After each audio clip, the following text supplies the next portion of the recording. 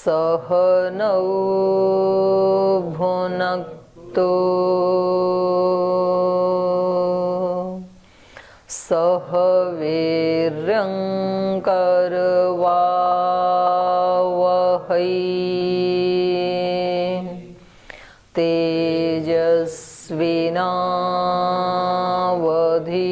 तेजस्विनावधीतमस्तु मा विद्विषावहै।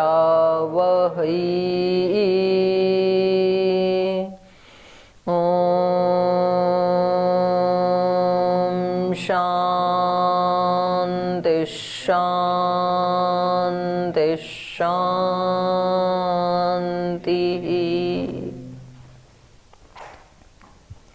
सूत्र पाठ।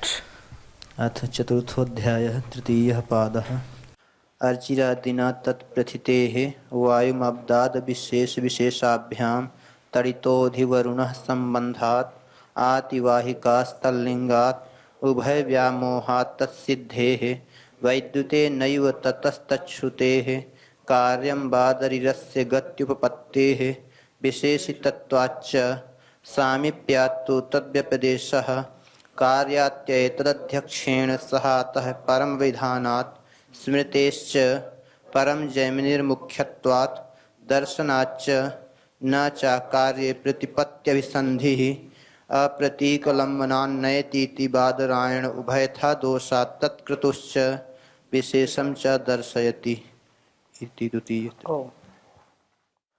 वेदांत दर्शन के चतुर्थ अध्याय का तृतीय पाद पढ़ रहे हैं और जो मुक्त आत्माएं हैं जिनको आतिवाहिक नामक जो सूक्ष्म शरीर हैं वो ब्रह्मलोक तक कैसे लेकर के जाते हैं, उसका क्या क्रम है, ये हम पढ़ रहे थे।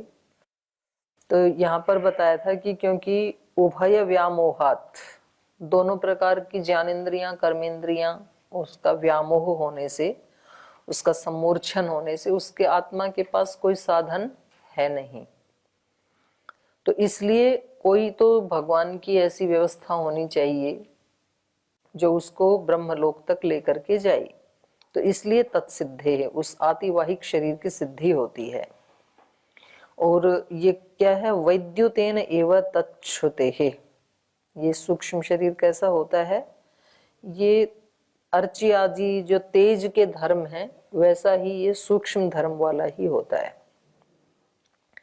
अब ये कह रहे हैं कि जिस ब्रह्मलोक को ये मुक्त आत्मा जाता है तो ये लोक कोई ऐसा कार्य लोक है पृथ्वी लोक की तरह से, या यहाँ पर ही वो, क्योंकि ब्रह्म तो सर्वव्यापक है, तो यहाँ पर ही वो ब्रह्म में लीन हो जाता है जैसे जीवन मुक्त होकर के। तो इसके बारे में बादरी ऋषि का मत दे रहे हैं। बादरी कह रहे हैं अस्य कार्यम गति उपपत्ते है। बादरी ऋषि कह रहे हैं कि ये कार्य लोक है। कार्य लोक वो होता है जो अनित्य होता है, जिसका कोई कारण है, जिसकी उत्पत्ति हुई है, उसको कार्य कहते हैं। तो जैसे पृथ्वी आदि लोक भी कार्य लोक हैं, तो ये अनित्य हैं। तो ऐसे ही ये कह रहे हैं कि ये ब्रह्म लोक भी कोई कार्य लोक है। यच्च उक्तम उभय व्यामोहाद अनंतरम वैद्युतेन तेजोधर्मेण प्रेयमाणाः ते आत्मानः ब्रह्म गच्छन्ति। तो जैसा कि हमने छांदोग्य उपनिषद में देखा है कि ये इस तेज या प्रकाश धर्म के द्वारा ये जो प्रेयमाणाः आत्माएं हैं ये उस ब्रह्म को प्राप्त होती हैं। चंद्रमसो विद्युतम तत्पुरुषो अमानवः स एनान ब्रह्म गमयति, ऐसे छांदोग्य उपनिषद में कहा है। तो अत्र ब्रह्म गंतव्यम उक्तम, यहाँ पर कोई गंतव्य स्थान बताया है, और वो गंतव्य स्थान क्या है, ब्रह्म। मतलब स्थान नहीं, गंतव्य बताया है। तो गंतव्य है तो गति भी जरूर होगी। तो कह रहे हैं यहाँ पर अत्र ब्रह्म गंतव्यम उक्तम, ब्रह्म को यहाँ पर गंतव्य कहा है। तन्न परम ब्रह्म परमात्मा। तो इन छांदोग्य के उपनिषदों में, छांदोग्य के इन वचनों में स एनान ब्रह्म गमयति, ब्रह्म को ले जाता है। यहाँ पर ये ब्रह्म से न परम ब्रह्म परमात्मा, पर ब्रह्म परमात्मा का ग्रहण नहीं होगा, किंतु ब्रह्मलोकाख्यम कार्यम अस्ति इति बादरी आचार्य मन्यते। बादरी आचार्य से मानते हैं कि यहाँ ब्रह्म से क्या लिया जाएगा, ब्रह्मलोक, जो कि कार्य लोक है। कुतः, क्यों मानते हैं ऐसा आचार्य, अस्य गत्युपपत्तेः, इसकी गति की उपपत्ति होने से, अस्य यथोक्तस्य ब्रह्मणः ब्रह्मलोकस्य गमनोपदेशः उपपत्तुम अर्हति न सर्वगतस्य परब्रह्मणः। यदि सर्वगत परब्रह्म में ही ये लीन होता तो उसमें तो फिर गति की कोई आवश्यकता ही नहीं है। जहां ये आत्मा है वहां सब जगह सर्वत्र परमात्मा है ही। तो ये गति के विधान से पता लग रहा है कि ये कोई कार्य लोक है और वहां तक इसकी गति होती है, ऐसा इनका मानना है। और कह रहे हैं विशेषी तत्वाच्य, ऐसा ही विशेषित होने से, जैसे बृहदारण्यक उपनिषद का ये प्रमाण दे रहे हैं कि वहां पर ऐसा ही विशेषित भी हो रहा है शास्त्र में। अथच तथैव बृहदारण्यक उपनिषदि विशेषितम अस्ति ब्रह्मलोक शब्देन। वहां पर कहा है पुरुषो मानस, जैसे वहां पर था पुरुषो अमानव, और यहाँ पर क्या कहा, पुरुषो मानस एत्य ब्रह्मलोकान गमयति। तो यहाँ पर ब्रह्म गमयति ऐसे नहीं है, यहाँ पर क्या है, ब्रह्मलोकान गमयति। तो यहाँ तो स्पष्ट लोक शब्द कह दिया कि ब्रह्मलोक को लेकर के जाता है। और ये कौन सा पुरुष है, मानस पुरुष। मानस पुरुष, और ऊपर क्या कहा था, अमानव पुरुष, एक ही बात है। माने सूक्ष्मता की तरफ ये इंगित किया जा रहा है कि वो कोई स्थूल पुरुष नहीं है, बल्कि वो अमानव पुरुष है या मानस पुरुष है, एक ही बात है। तो कह रहे यदि एवं तर्हि कथम ब्रह्मलोकाय ब्रह्म शब्द छांदोग्योपनिषदि प्रयुक्तः। बोले यदि ब्रह्म से ब्रह्मलोक इसका ग्रहण हो रहा है तो फिर ब्रह्मलोक के लिए ब्रह्म शब्द क्यों पढ़ा छांदोग्योपनिषद में, वहां भी ब्रह्मलोक ही पढ़ देते, ब्रह्म क्यों पढ़ा। वहां पर तो कहा ब्रह्म गमयति, ब्रह्म को प्राप्त करवाता है। तो उसके बारे में उत्तर दे रहे हैं, उच्यते सामीप्यात्तु तद्व्यपदेशः। बोले ब्रह्मलोक के साथ उसकी समीपता होने से, समीपता का मतलब यहाँ स्थान की दृष्टि से नहीं कि ब्रह्म जो है वो ब्रह्मलोक के समीप रहता है, ऐसा अर्थ नहीं है, पर इसकी जो यात्रा का विधान है उसमें ब्रह्मलोक के तुरंत बाद अनंतर ब्रह्म की प्राप्ति होती है। जैसे ये पूरा विधान है, अर्ची से दिन के प्रकाश को जाएगा, अह से फिर शुक्ल पक्ष को, फिर षण्मास को, फिर आदित्य को, फिर विद्युत को, ऐसे ऐसे जो विधान है। तो ऐसे इस विधान में फिर अति मानव अमानव या मानस पुरुष उसको कहाँ ले जाएगा, ब्रह्मलोक। ब्रह्मलोक के बाद ब्रह्म की प्राप्ति होगी। तो ये उसके समीप है, ब्रह्मलोक से तुरंत अगला है फिर ब्रह्म। तो इसलिए वहां पर ब्रह्म कह दिया, ब्रह्म गमयति, क्योंकि सामीप्य से भी तो कथन हो जाता है ना। जैसे मानो कोई पतंजलि के समीप रहता है तो फिर कहेंगे कि ये कहाँ रहता है, बोल जी वहां रहते हैं पतंजलि। तो सामीप्य से भी उसका कथन हो जाता है, गंगायाम घोष आदि। अत्र वो तो है स्थान की दृष्टि से सामीप्य, और ये है प्राप्ति की दृष्टि से आनंतरीय, कि भाई उसके तुरंत बाद ब्रह्म की प्राप्ति होती है। अत्र सामीप्यम काल दृष्टया, काल की दृष्टि से सामीप्य है, न तो देश दृष्टया, देश की दृष्टि से, स्थान की दृष्टि से सामीप्य नहीं कहा जा रहा है यहाँ पर। आनंतर्यात तो ब्रह्मलोकाय ब्रह्म शब्द व्यपदेश कृतः। आनंतर्यात, आनंतरीय के कारण, उसके तुरंत बाद, अनंतर, ब्रह्मलोक के पश्चात ब्रह्मलोकाय, ब्रह्मलोक के लिए यहाँ पर ब्रह्म शब्द से व्यपदेश कृतः, ब्रह्म शब्द का व्यपदेश किया है। ब्रह्मलोकाद अनंतरम ब्रह्म प्राप्नोति इति, कि ब्रह्मलोक के बाद फिर ब्रह्म की प्राप्ति होती है, ये विधान है। जैसे पिंड की दृष्टि से देखें तो वहां पर एक विधान है ना कि भाई पहले अन्नमय कोश का भेदन करेगा साधक, फिर प्राणमय, फिर मनोमय, फिर विज्ञानमय, फिर आनंदमय कोश को प्राप्त करेगा, सीधा नहीं करेगा। तो ऐसे ही यहाँ पर भी ये विधान कर दिया कि वे ब्रह्म को कब प्राप्त करेगा, ब्रह्मलोक के बाद। यतो ही क्योंकि कार्यात्यये तदध्यक्षेण सह अतः परमाभिधानात्, कह रहे हैं क्योंकि कार्यात्यये, कार्य रूप जो ब्रह्मलोक है उसका अत्यय अतिक्रमण करके, पहले जो कार्य रूप में जो ब्रह्मलोक बताया उसका अतिक्रमण करना पड़ेगा इसको, उससे पहले नहीं मिलेगा ब्रह्म। कार्यात्यये तद अध्यक्षेण सह, और फिर उस ब्रह्मलोक का जो अध्यक्ष है उसके साथ, अतः इस कारण से परम अभिधानात्, फिर उस परम को प्राप्त करने का अभिधान है, प्रतिपादन किया गया है। पहले ब्रह्मलोक को प्राप्त करे और फिर उसका जो अध्यक्ष है उसके साथ फिर परब्रह्म को प्राप्त करे, ऐसा ही प्रतिपादन है। कार्यात्यये कार्यस्य ब्रह्मलोकाख्यस्य अतिक्रमणे, ब्रह्मलोक जिसकी संज्ञा है, ऐसे उस कार्य लोक का अतिक्रमण करने पर ब्रह्मलोका अतिक्रमणानंतरम, ब्रह्मलोक के अतिक्रमण के बाद ब्रह्मलोकम अतिक्रम्य, ब्रह्मलोक का अतिक्रमण करके तद अध्यक्षेण सह, तेन एव अध्यक्षेण, उसी अध्यक्ष के साथ, अमानवेन मानसेन तैजसेन सूक्ष्म शरीरेण सह अतः ब्रह्मलोकात् परम ब्रह्म प्राप्नोति तथैव अभिधानम प्रतिपादनम अस्ति इति। तो कह रहे हैं उस ब्रह्मलोक का अतिक्रमण करके तेन एव अध्यक्षेण, कौन से अध्यक्ष, तो उसको कहा अमानवेन मानसेन, वहां पर तो अमानव पुरुष कहा था छांदोग्योपनिषद में, और बृहदारण्यक में उसी को कहा मानस पुरुष। तो कहा अमानवेन मानसेन, और वो कैसा है, तैजसेन, वो ज्ञान स्वरूप है, ज्योति स्वरूप है, वो कोई स्थूल नहीं है। उसी को कहा सूक्ष्म शरीरेण, तो एक सूक्ष्म शरीर आत्मा के साथ था, वो तो छूट गया, उसका तो व्यामोह हो गया, लेकिन अब ये जो है ये परमात्मा की तरफ से दिया गया सूक्ष्म शरीर है।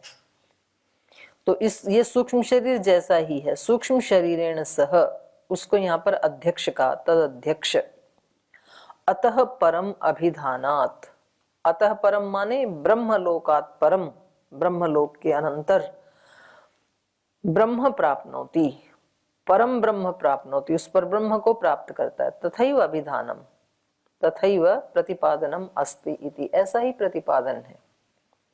इति हेतु हो, इसीलिए छांदोग्योपनिषद में क्या कहा, पुरुषो अमानवः या पुरुषो मानस एनान ब्रह्म गमयति, तो इन आत्माओं को फिर वो ब्रह्म को प्राप्त करवाता है। स्मृतिश्च, और स्मृति भी ऐसा ही कह रही हैं, स्मृतौ अपि खलु अध्यात्मचर्या क्रमेण अन्ते परम ब्रह्म प्राप्यते किल उच्यते। स्मृति ग्रंथों में भी अध्यात्मचर्या का जो क्रम है उसमें अंते, लास्ट में, अंत में परम ब्रह्म प्राप्यते, पर ब्रह्म की प्राप्ति की बात ही कही गई है। जैसे गीता का उदाहरण दे रहे हैं ये, आ ब्रह्म भुवना लोका पुनरावर्तिनो अर्जुन, हे अर्जुन, ये जो लोका, ये जो जीवात्माएं हैं, ये आ ब्रह्म भुवनात्, तो यहाँ तो भुवन कह ही दिया, तो जो ब्रह्म का लोक है माने कार्य रूप, वहां से पहले पहले, तो ये उसमें ले लिया ना परिधि में, है सॉरी मर्यादा में, मर्यादा अर्थ ले लिया। आ ब्रह्म भुवनात्, ब्रह्म लोक से पहले पहले, वहां तक की जिनकी गति है वो सब क्या है, पुनरावर्ती है, वो वापस लौट आते हैं। पर ब्रह्म लोक के अंदर जो गया, उसको पार कर गया, वो फिर ब्रह्म को ही प्राप्त होगा, वो वापस नहीं आएगा, मुक्त हो जाएगा वो। तो गीता भी ऐसे ही कह रही है, ब्रह्म भुवनम ब्रह्मलोक इति यावत। तो यहाँ पर गीता के श्लोक में जो ब्रह्म भुवन कहा है उसका मतलब ब्रह्मलोक ही है।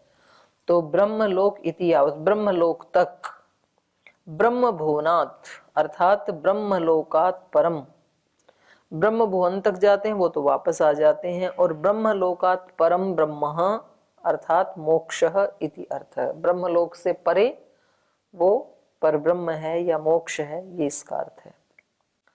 परस्यांते कृतात्मानः प्रविशन्ति परमं पदम।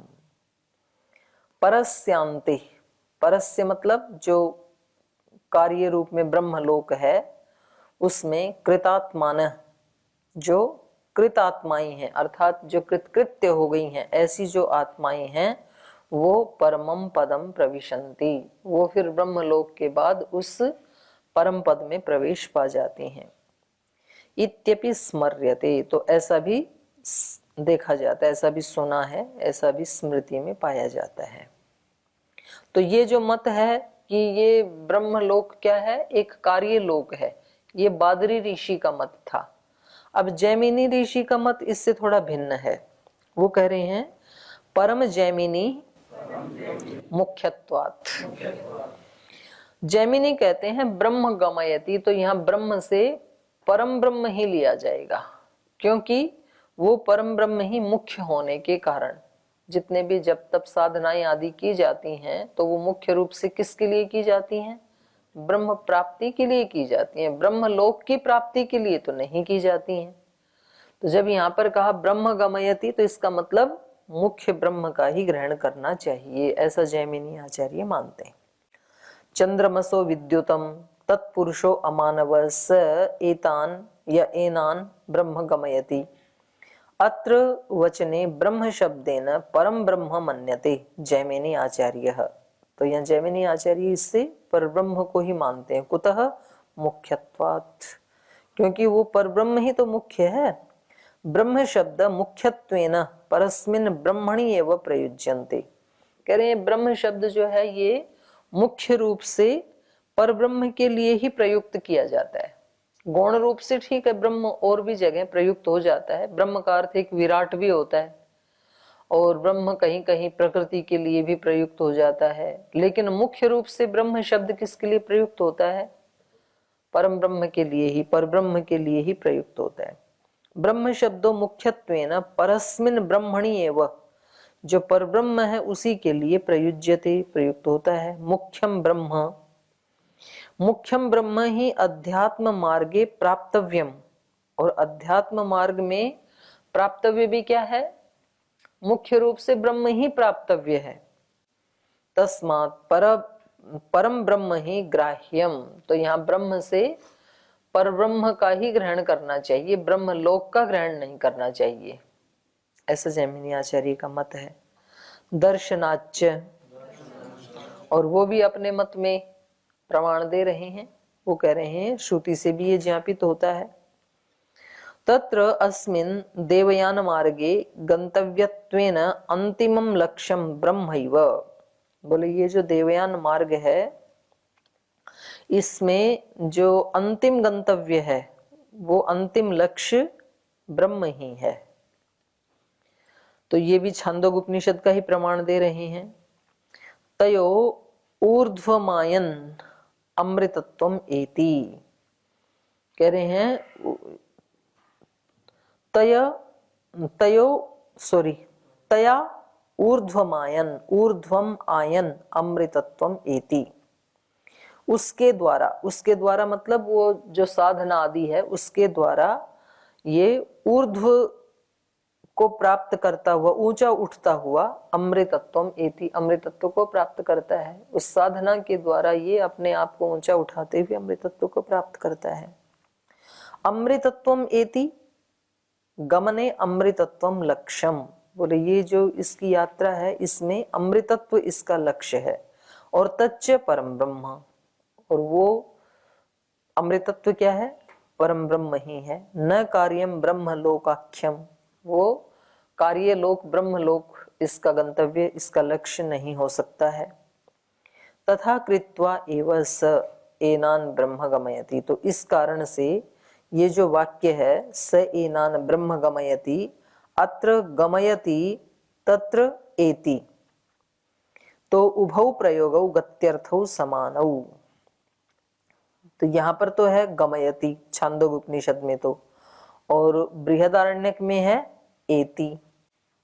तो कह रहे हैं दोनों ही धातुएं क्या हैं, गत्यर्थ ही हैं।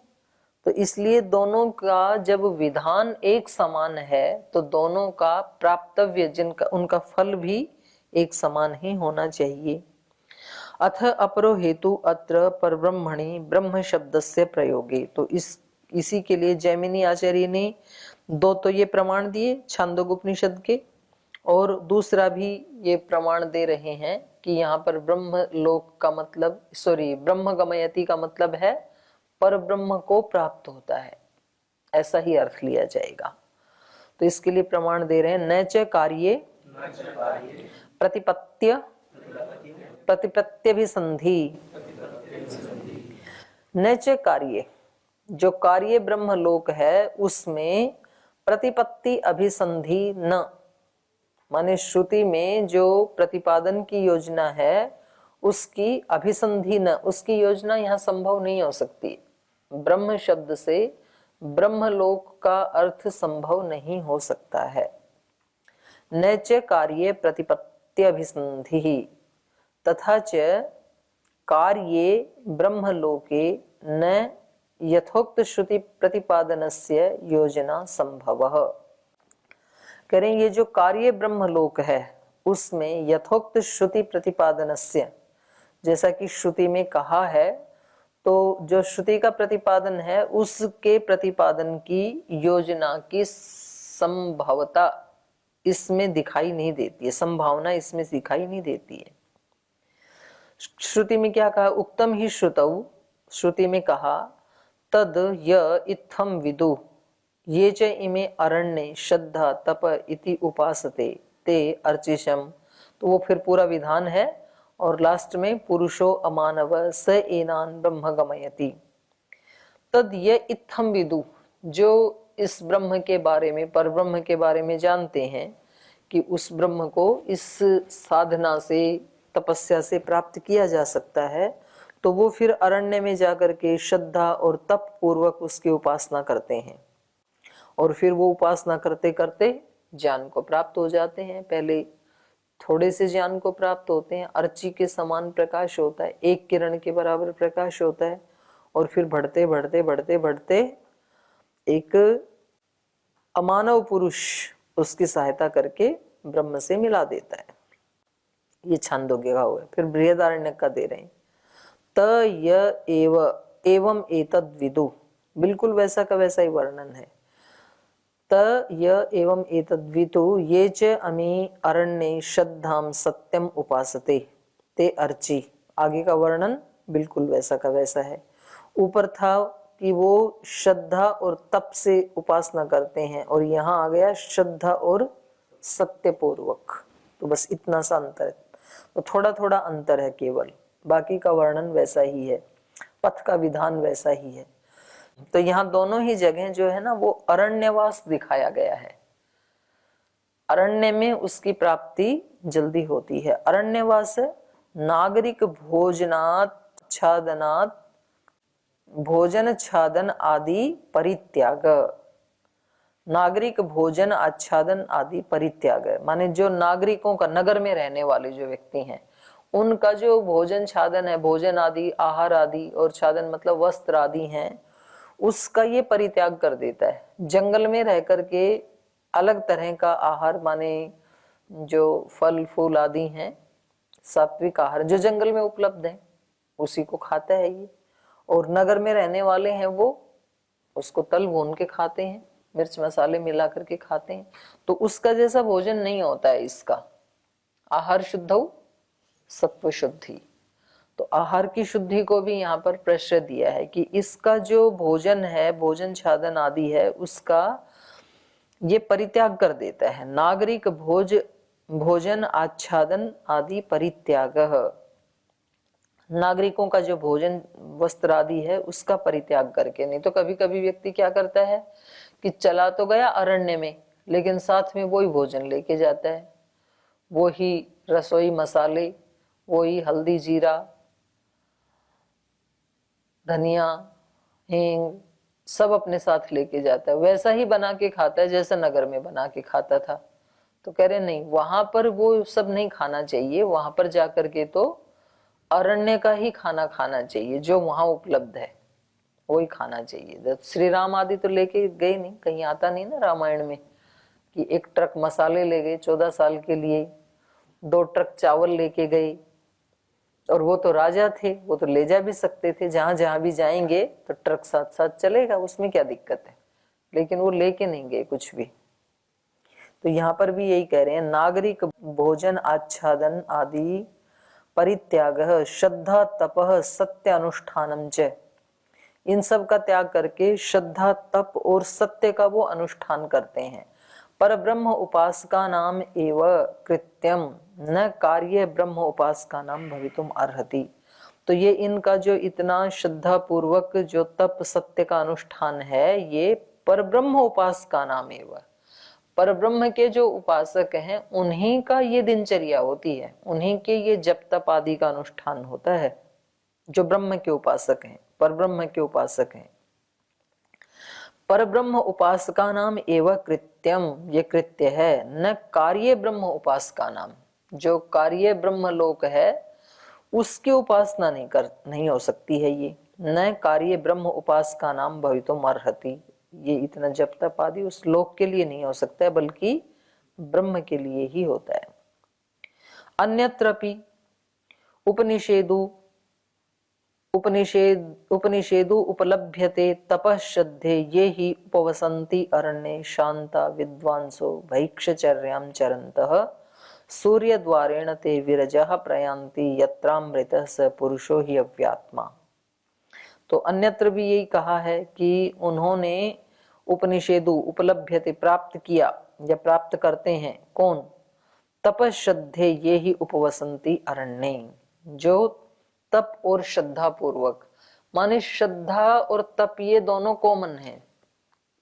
श्रद्धा से युक्त जरूर होना पड़ेगा, जिसको भगवत प्राप्ति करनी है तो उसको श्रद्धालु होना बहुत जरूरी है, केवल लॉजिक से नहीं मिलेगा।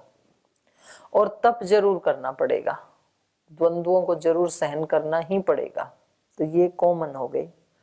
तप श्रद्धे ये ही उपवसंती अरण्य, और अरण्य में वास करना पड़ेगा। अरण्य का मतलब है जीवंत वस्तुओं के साथ रहना चाहिए, क्योंकि अरण्य में पेड़ पौधे हैं ना, और जैसे दीवार आदि है ये जीवंत नहीं है।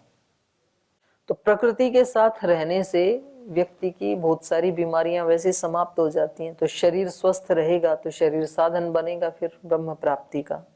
तो इसलिए भी कहते हैं तपश्रद्धे ये ही उपवसंती अरण्य शांता विद्वान से, शांत विद्वान, शांत भी होना चाहिए और विद्वान भी होना चाहिए। कई बार देखो ये कह देते हैं ना कि भाई भक्त लोग ही भगवान को प्राप्त करते हैं, विद्वानों को तो कभी मिलेगा नहीं, ऐसे बोल देते हैं। तो वहां पर या तो वो विद्वानों की निंदा कर रहे हैं या तो भक्त की प्रशंसा कर रहे हैं, वो तो कहने वाले की विवक्षा के ऊपर निर्भर करता है। लेकिन उसमें सूक्ष्म बुद्धि, विद्वान का मतलब है विवेकी होना बहुत जरूरी है, क्योंकि स्थूल विषय भी बिना दिमाग के तो समझ में आते नहीं है, बिना विवेक के समझ में आते नहीं है। तो परब्रह्म तो सूक्ष्मतम विषय है, तो उसमें तो बिना बुद्धि के, बिना कुशाग्रता के, सूक्ष्म चित्त के कैसे उसकी प्राप्ति हो सकती है। तो ज्ञान की तो पराकाष्ठा होनी ही चाहिए साधक में, तो ही वो प्राप्त कर पाएगा। लौकिक भाषा में यदि कहें तो मोटी बुद्धि से नहीं मिलेगा, सूक्ष्म बुद्धि ही चाहिए उसके लिए। तो मन या बुद्धि जो है वो निंदनीय नहीं है, बल्कि वो बहुत बड़े साधन है। तपश्रद्धे ये ही उपवसंती अरण्य शांता विद्वांसो भैक्षचर्याम चरन्ते, भिक्षाचर्या के ऊपर वो अपनी आजीविका चलाते हैं।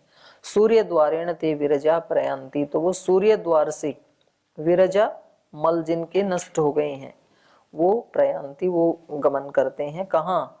यत्र अमृतः स पुरुषो ही अव्य आत्मा। तो मुंडक उपनिषद में भी किसकी प्राप्ति बताई है? उस अविनाशी आत्मा ब्रह्म परमात्मा की प्राप्ति ही बताई है, न कि ब्रह्मलोक की।